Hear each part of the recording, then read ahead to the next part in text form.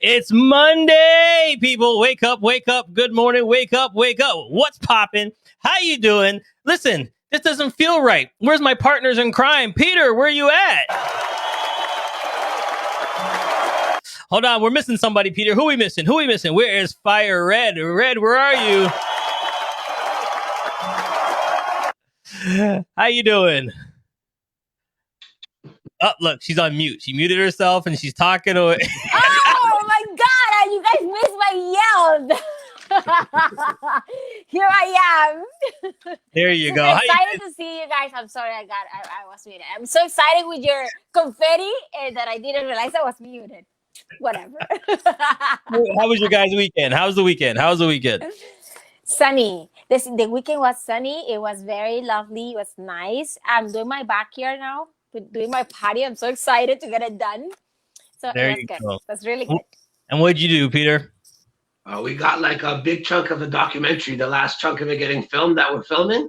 And the way it worked out in Toronto, we have a protest against the mask and lack of freedom every Saturday. So it got in our way to get to Dundas Square. So that was annoying originally, but I like the parade. I support it. But then we got trapped right at Queen and Spadina. If you know Toronto, it's right downtown. Yeah. And we had to pull over. We're at the head of the parade. So the videographers jump out and we're looking like we're like leading the show, like running along, like perfect footage. Like there you go. There you go. So listen, if you guys are just tuning into the show, what we're helping you out is getting to that next level. We gave some of you guys some homework. You know, on the weekend, we told you to go check out the different Bitcoins, check out what level you want to be out and do some homework. So hopefully you did some homework. If not, Peter, run down what we've talked about already. Okay, so we've been talking about consistently the importance of Bitcoin and cryptocurrency and crypto assets and this new digital technology. So same thing I overemphasize, the new technology that this brought to the world that didn't exist is something digital and rare, right? So before Bitcoin, everything digital, you can make unlimited copies of, whether it be email, a video, a paragraph. So through cryptographic mathematics and massive computing power, that's how Bitcoin mining happened. Then cryptocurrencies are not all mining now.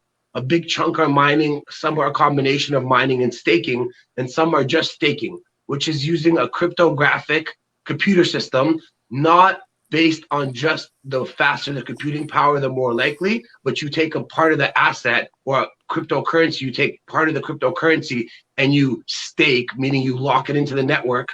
It doesn't have to be for a fixed amount of time to support the security. So it's less reliant on just massive computer networks, more of a solid computer network, and then averaging or leveraging its own asset within itself to secure the network. So that's why we call it cryptographic currency. And so anyone new to it, anyone that's been hearing me hear this a lot, but it's good to have in your head to understand why these short form words, where they derive from. Okay, so Maria, what's your notes? Give us some background on your notes, because you've been taking notes for the last couple of weeks. Give us some high pinpoints that you've learned from Peter so far. One of the things that got me was BlockFi, which is this website where actually you invest and your money is kind of protected for staking. Did I say that right, BlockFi? Yeah. Yeah, and as well as all the currency that he has talked about: Bitcoin, Ethereum, Polkadot, MVI. And so what I did for myself, I created my portfolio. You know, I like a kind of that I do in my own finances. And I said, okay, I'm going to put 20% here, 10% here, whatever amount of money I'm going to invest. And then that's how I diversify it. So that's my my intake from what I got from Peter. All right. For me so far is protection. Oh, yes. Okay? Listen. You thought when you're growing up, your mom and dad told you protect yourself. It's nothing like this, man. This is protection. I want to have one code over here. A code on your paper, photocopy, laminated, put it somewhere else. Have backup plans, okay? If your money gets too big, there's a key codes, like USB sticks. You can leave it off your wallet, put it away. Because I've been down this route. Trust me, I got money sitting somewhere, and I can't get in. Okay, been down that route. I know how it feels. And every time I calculate it and see the Ethereum move up and down, a tear comes to my eye right here. Okay, trust me, I ordered my ledger too. It's coming in 3 weeks. My nano ledger. So there it is. Protect yourself and go into the right one. Just don't go into any willy nilly. Okay, make sure you research the one you go into, because they how do they say it? They entice you. They draw you in. Okay, Yeah. They're like, oh, come with us, and we'll give you 20%, and we'll add this to you. And you're like, oh, great. Oh, come with us, and we'll do this. You're like, oh, great. Meanwhile, yeah, I so know. protect yourself, people. Protect yourself. Go. Yeah, and don't use your laptop. He said that. Don't use your laptop Wi-Fi. You could use your laptop Wi-Fi. You just gotta do it in safe scenarios. Don't use your laptop Wi-Fi in a coffee shop you're not aware of, or some public internet server, right? If it's in your home and you could use an Ethernet cable, great. But if it's a trusted, secure network in your home, you're most likely going to be fine. Right. Go incognito. Don't be sitting there putting all your passcodes in there all willy-nilly, and don't save it. Don't be lazy, people, where it says save your passcode in the system. You go, yeah, just save it.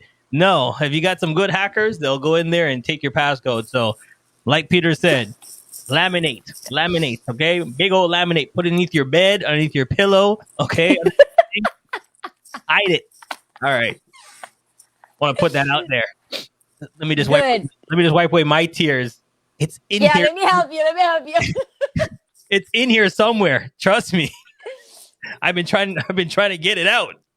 All right, that's a different story, different show. I'll cry later. All right. Protect yourself. Go in it, because it's a great thing. Okay? I was naive the first time. I just bought thinking, oh, this is easy. I bought. I wasn't looking at it. Like Peter said something in the first episode. He said people just put it in and walk away, never go back and look at it, think it's just going to do itself and not research it. And that's what I did. I put it in, and every day I saw it moving. I go, oh, this is great. I won't do anything for it. No, pay attention. See what the company's doing. If you have to move it, diversify, do that. Don't learn from my mistakes. Okay? So there you go. All right, so let's get to the main topic. NFT. Yeah, art. What is this art business? I'm seeing art, okay? I'm seeing people drawing stuff and art and all this other stuff. What is this, Peter? Well, yeah, so I'll do another quick recap of just a very fast elevator pitch of where cryptos come from, right? So Bitcoin was made to be a digital form of cash payment network that we didn't have to ask permission, peer-to-peer. It achieved that.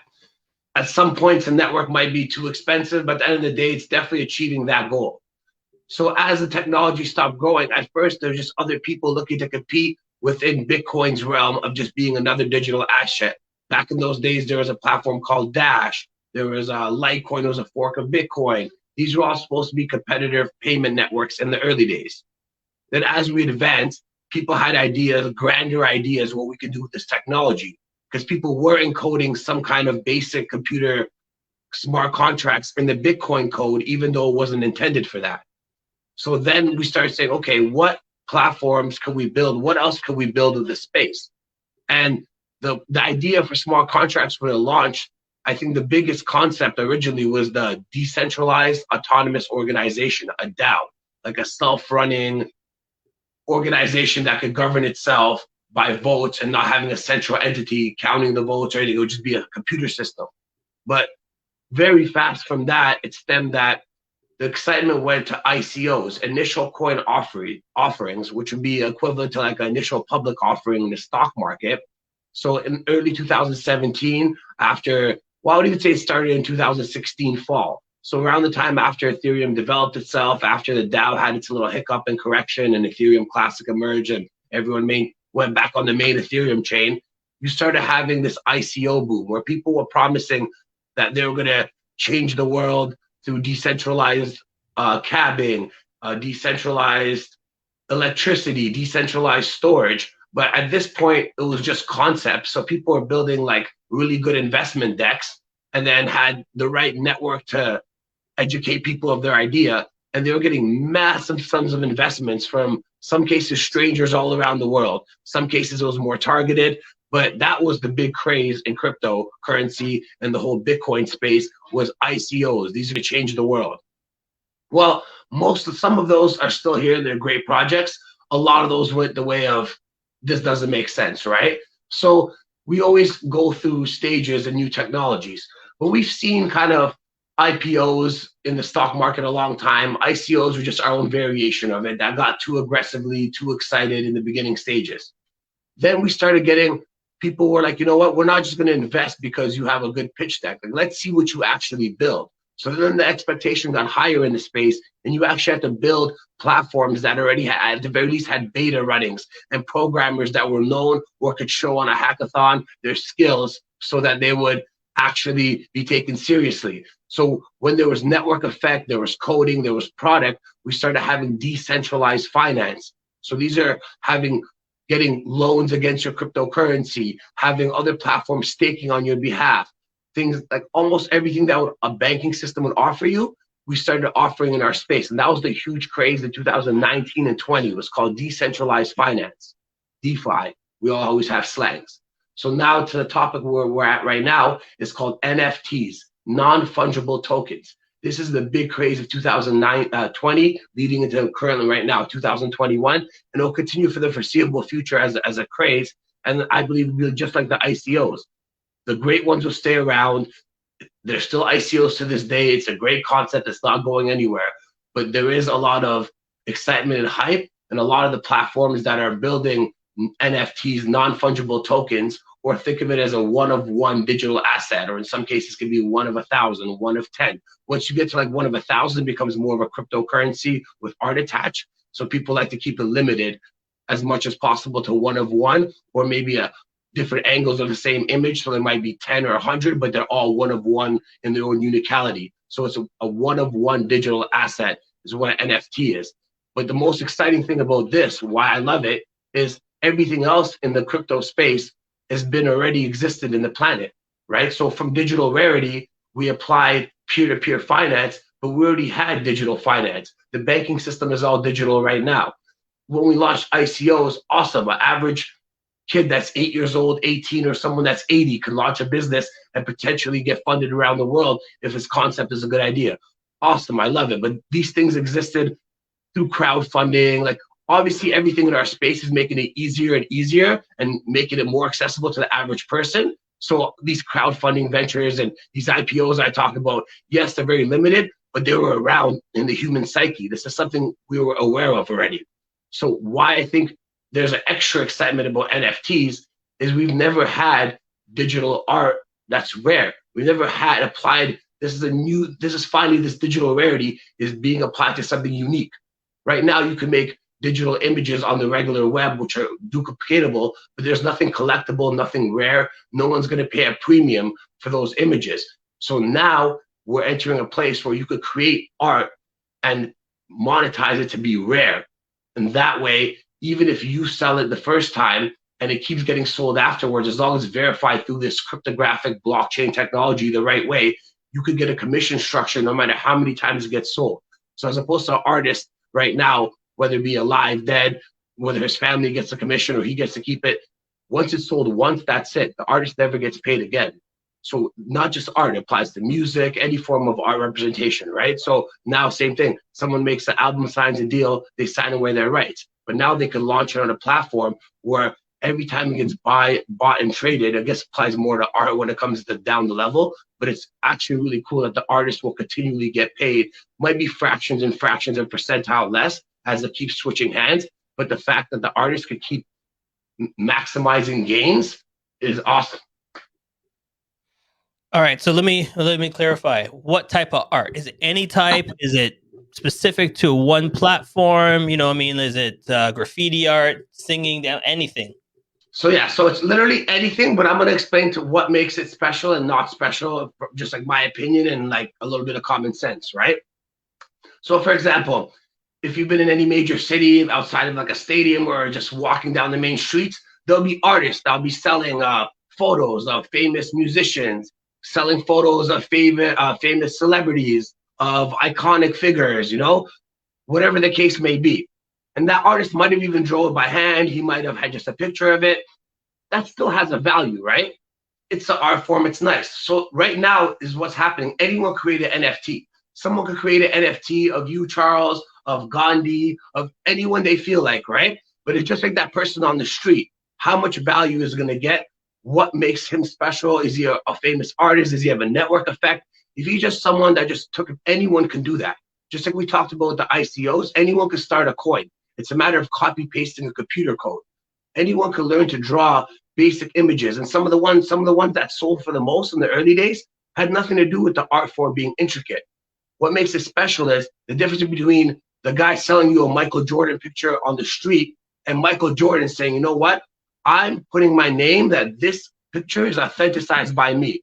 And whether he draws it himself, hires an artist, in the old world, it would be like a signature, a picture. Like this seems very like to the young generation coming up, the fact that we accredited art and valuables and collectibles through pieces of paper and signatures is going to seem like way older than newspapers and house phones. And thinking about that concept, they're going to be like, what are you talking about? You verify. And beyond the art, we talked about this, is going to go on to different foods, clothing. So NFT technology, even though we're talking about the art side of it, is going to be applied to every single importance in life that there is to, and you could verify it for very cheap, in some cases almost free, that it's what you paid for. Even if it's that TV. Is it actually from Samsung? Did somebody else just make 100 knockoffs? Right now, we don't know. But this technology is going to make it verifiable that. But going back to the Michael Jordan thing, just an example. If he authenticized a piece of art, the whole world wants the art that Jordan accredited.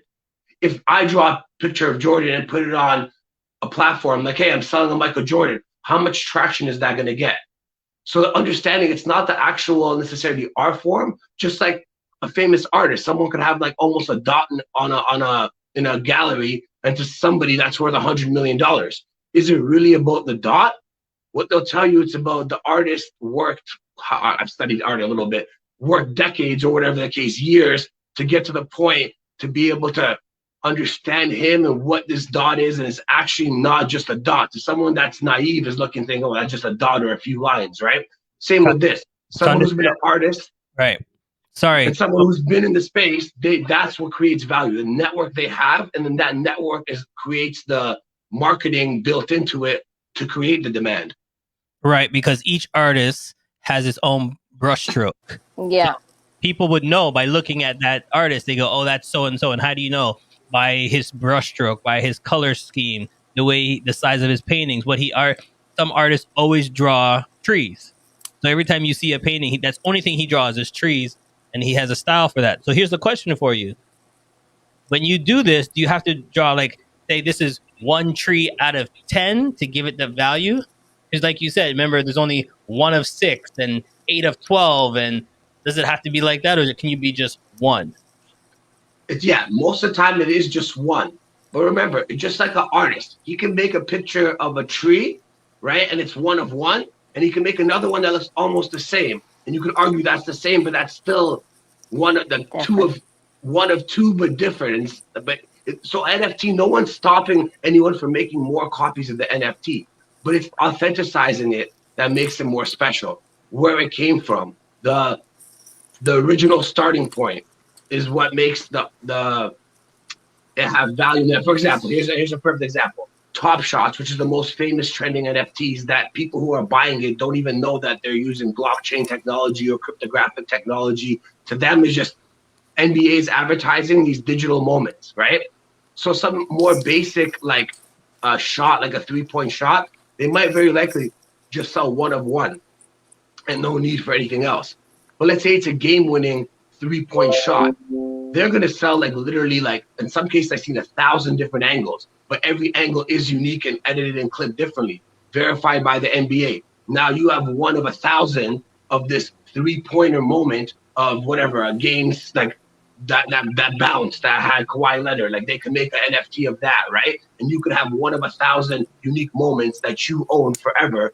And if you sell, actually, I don't know exactly how it works, but the process of NFTs, what makes them greatest, whether it be the artists or Top Shots, the NBA meeting, are going to keep getting a commission down the road. And it also keeps it all verified.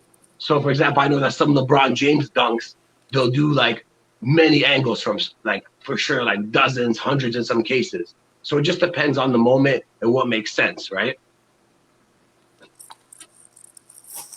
Oh. So I just Googling it in there, looking at different artists, and I guess one guy drew one. There's a picture of the money right there.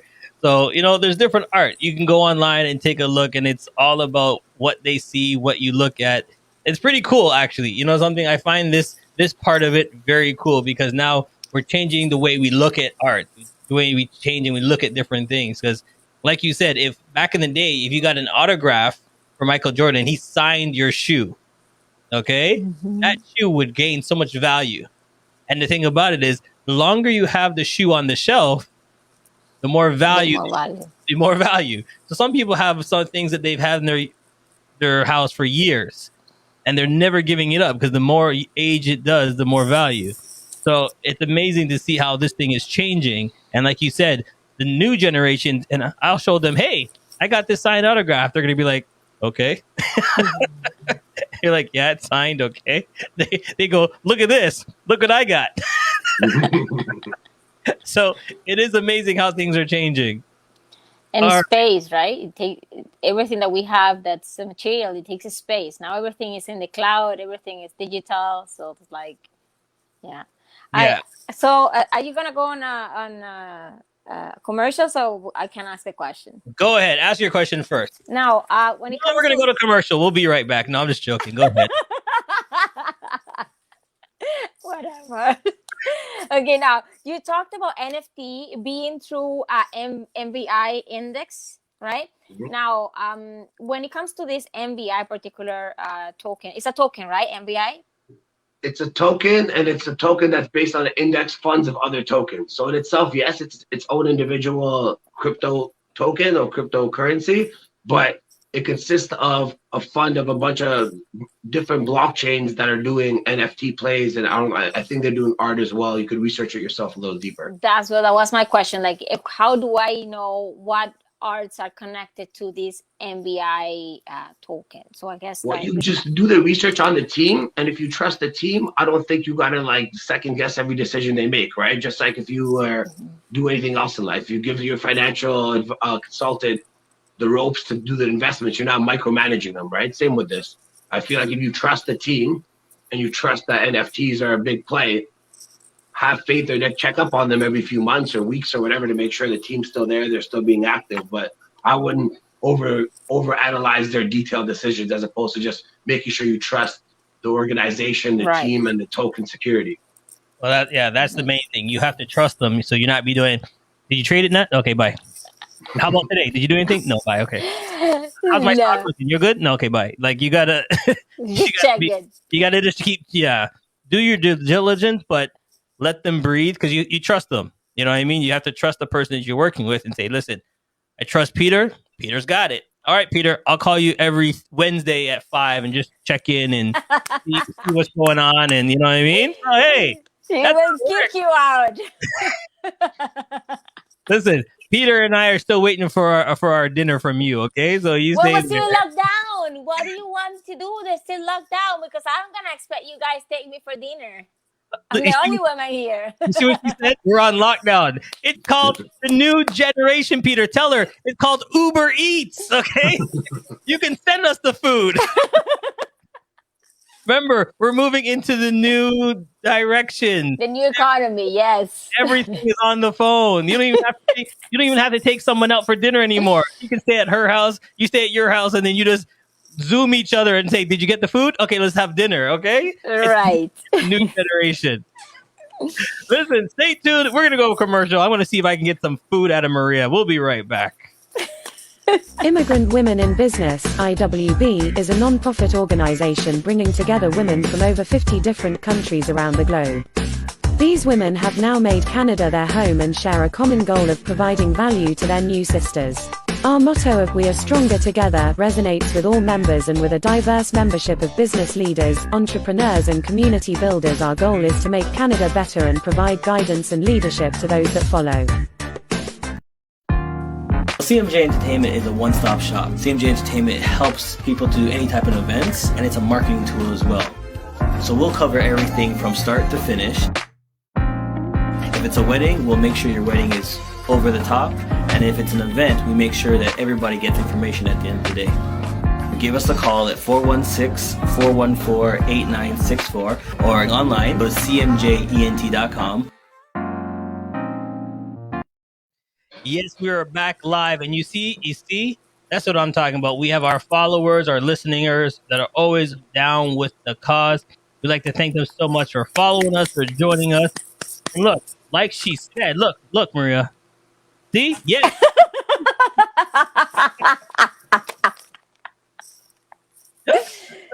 I'm gonna insist that you guys invite me out for dinner.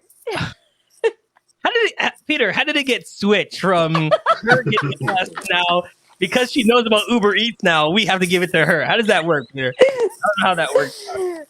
Okay? I love you guys. I love you. But you know the funny thing is, I'm joking about Uber Eats, but you guys have to think about two things. This is the world we live in. You know what I mean? There's ways of going around and getting things done. So when people are like, oh, but Peter, these guys take more interest in this, and do I have to pay this guy for his value? Don't forget, you're paying people and you're paying system for their value, for their knowledge. Absolutely. So if Peter's helping you, if someone's helping you and they take a commission, you're paying them for the knowledge they're helping you to get to that next level. Yeah. Right? So me, at first, I was like, Uber Eats or whatever platform you're using, and they add that extra $5 for delivery. I was like, oh my God. But guess what? It's a service you're getting. Yes. Right? So remember that when you're doing these things and percentage you're coming out or what value you're giving in, how much percentage, it's the value of what you're working with that comes back to you. So remember that when you're doing these things. All right, Peter. Fine, you convinced me. You know she's only sending us burgers, right? All right, let's get into the nitty gritty. How do we become the artists ourselves, though? Does it take time? What do we need to do?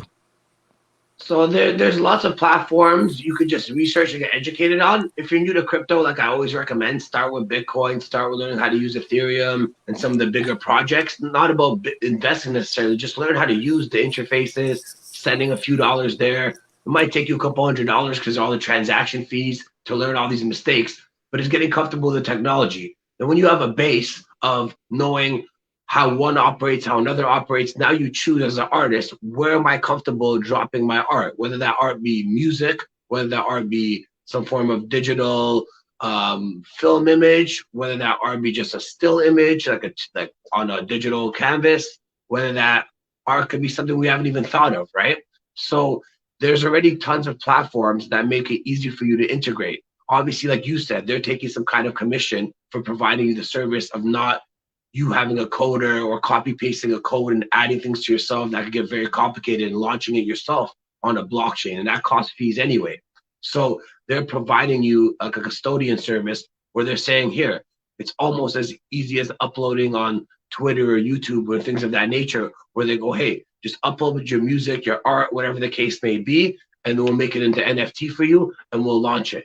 And it's like you set the price, and same thing, they have their commission structure based on percentage points, so you can structure the price however you want, and same concept. As it gets sold down the road, if it gets transferred, you're still getting commissions the whole way through. And what's cool is you can, like, a lot of them I've seen, you can give samples or not, and you have to, like, you don't get to hear the whole song.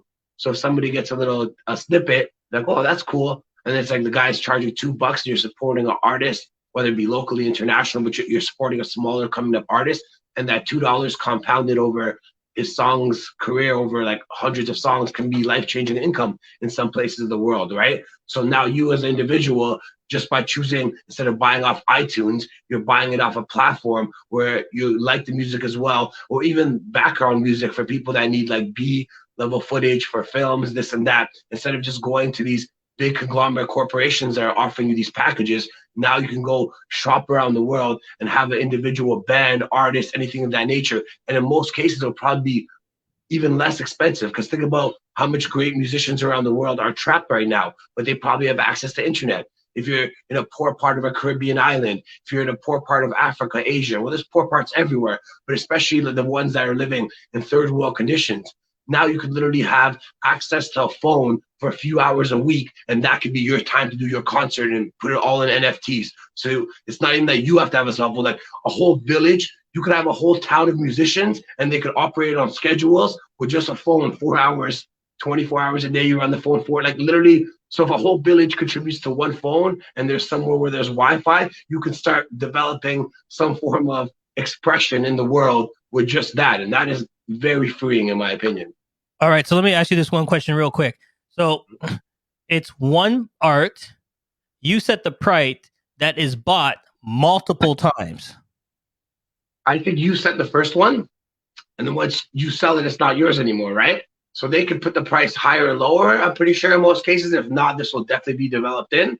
And then you're still getting your percentage commission. So if they're getting their percentage commission, you're getting your standard commission. I think as it switches more and more hands, the standard structure is the commission goes down, but there's always some form of commission all the way down the chain, even if it switches hands several times. All right. So Maria makes a picture. She puts it up for $2. I purchased that picture for $2. Now it's mine. She gets her commission. Okay. Now you're saying I can set my price for it after I bought it from her, or does it automatically set its own price and go up in value? So that's why you have to do the research on every platform. I've been, again, like I told you, I spent a lot of my time getting back into leverage trading this calendar year. So I haven't been as hands-on with all these, like experimenting with the projects, but I have friends and team members that I work with that they, whether it be them, whether they have partners, like I have access to answer those questions directly, but it's something you just fiddle around with. And that's the point of it. It's a skill you're learning, right? But right. I'm pretty sure there's definitely all the above. There might be ones that the price has to be standard, and the better ones, and definitely the ones that will come is how you say. There's no reason why if you bought it for $2 and I want to buy it off you for $20, you should have the right to do that. It's your digital asset now, right? But if it's through a certain platform and Maria's getting 10% the whole way through, well, she's getting another $2, right? And if all of a sudden I'm like, you know what, you guys didn't know about Maria, I'm a better marketer than Maria or Charles, let's say, and someone wants to buy it off me for $200. Well, then Maria's still going to get that extra $20. So now she got $2, and $20, as opposed to just $2, and we all just made money off Maria's photo, right? So that's it. I think, let's make the money for the Uber Eats. I think that is an interesting concept. I like the way this concept is sounding for the first time, because I'm just learning it for the first time. And like Peter said, I'm going to go do my research on it now to learn a little bit more as well. But I do like that, because for years we've done trading baseball cards. You open up a baseball card and you get like you said, we're using Michael Jordan's rookie baseball card, and you've saved it, and then you trade it. Someone buys it from you, and then they hold it for 2 years, and the value went up, and they trade it again. It's not the same price he paid me; his price just went up. So I do like this new concept. It's a great concept. All right, but even just to end off, most importantly too, on top of all the freedom options, it's full transparency and security. It's going to give you verification to what you're buying through literally millions or billions of computers around the world verifying this asset that you're buying, as opposed to just a piece of paper, somebody's word, some document, things of that nature. It's going to be much more fulfilling. And even, like I said, apply it to clothing, to exotic foods, even on the lower levels, it'll start to probably be applied.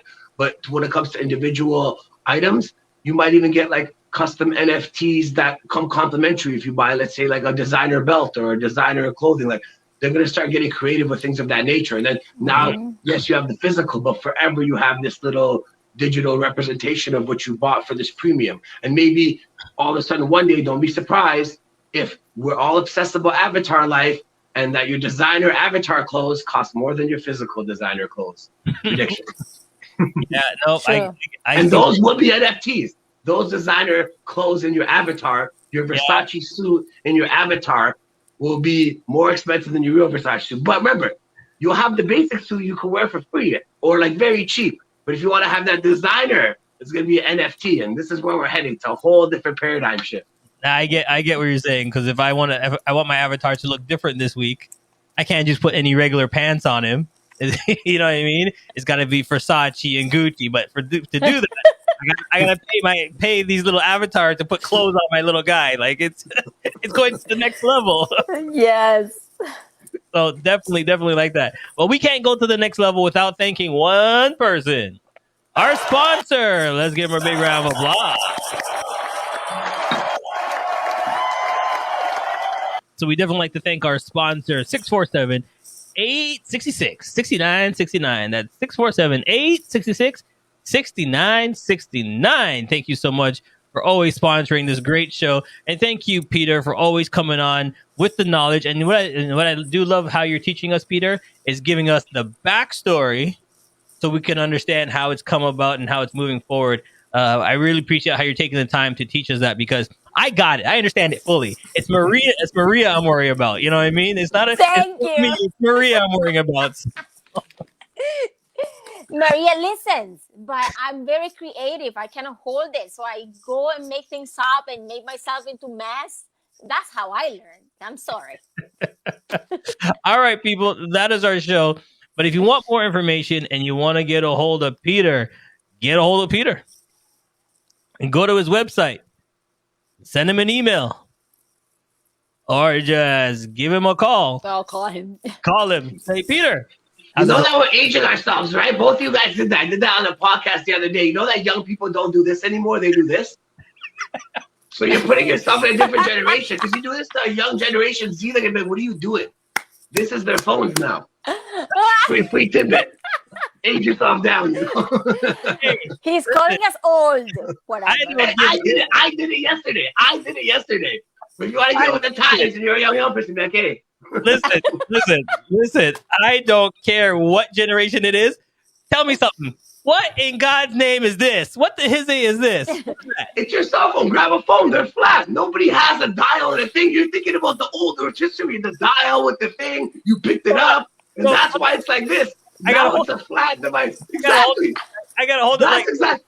But remember, it's not a ring or in the handle. You're picturing the two knobs when you at your grandma's house growing up. It looks right? better. You spoke at the one, you listen from the other. That's why it was like this. One is in your ear. You had a flat piece in between and a mic right here. I know you remember those. I remember the dial phones. I was in Moscow, Russia. It wasn't a hipster cool thing. It was like I had to call someone. I had to go. I have that. Okay, hold on. If you really want to get pissed off, Peter, do you remember this? 4, 1. Exactly. That's what I'm saying. When I would go visit my family in Russia, I'd be regular. Hold on. Oh, shoot. Wrong number. What do you do? I know. Start all over again. I don't think he remembers that. I do. When I went back to Russia all the time, my grandparents still had it at their house. So I want to call a friend in Toronto. It would be like, it wasn't a cool hipster thing. It was just like, that's the phone in the house if you want to call someone. I'm like, okay. Yeah. I hated that phone. Once you make a mistake, you got to start all over again. Listen, don't make a mistake. Stick with us. We'll help you that you'll never make that mistake again. And call us. All right, everybody. Thank you for watching. Stay tuned. We'll see you next time. I love you guys.